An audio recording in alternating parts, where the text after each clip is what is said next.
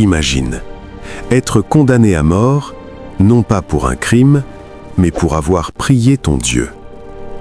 Voici l'histoire bouleversante de Daniel, l'homme dont la foi a défié un empire et fermé la gueule des lions. Daniel était un homme intègre, un homme sage, un homme respecté. Sous le règne du roi Darius le Mède, il occupait une haute fonction dans le royaume. Mais son excellence provoqua la jalousie. Les autres responsables cherchaient un moyen de l'accuser. The emperor's trust is misplaced. We must act before it is too late. The council will support us. Ils ne trouvèrent aucune faute, aucun scandale, aucune corruption. Alors, ils attaquèrent le seul point inébranlable de Daniel, sa foi. Les conspirateurs convainquirent le roi de signer un décret irrévocable.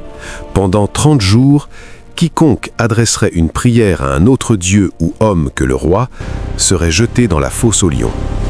Une loi scellée, impossible à annuler. Daniel était au courant, il savait. Et pourtant, il ouvrit ses fenêtres, comme il le faisait chaque jour. 3 fois par jour, il s'agenouilla, il pria, il rendit grâce. Pas en secret, pas dans la peur, mais avec fidélité. Les hommes l'espionnaient, ils l'arrêtèrent. You are under arrest by order of the king. I am at peace. Le roi fut bouleversé, mais la loi des Mèdes et des Perses ne pouvait être changée. Daniel fut jeté dans la fosse. Le roi déclara « Que ton Dieu, que tu sers avec persévérance, te délivre. » Une nuit, dans l'obscurité, entouré de lions affamés. Mais Daniel n'était pas seul.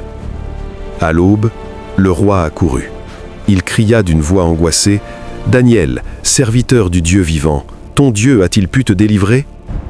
Et une voix répondit depuis la fosse « My God sent his angel and shut the lions' mouths. » Aucun os brisé, aucune blessure, parce qu'il avait eu confiance. La foi de Daniel n'a pas empêché la fosse, mais elle a empêché les lions de dévorer. La fidélité attire la protection divine. Et parfois, c'est dans la fosse que Dieu révèle sa puissance. Écris Amen en commentaire si tu es aussi assoiffé de la puissance de Dieu.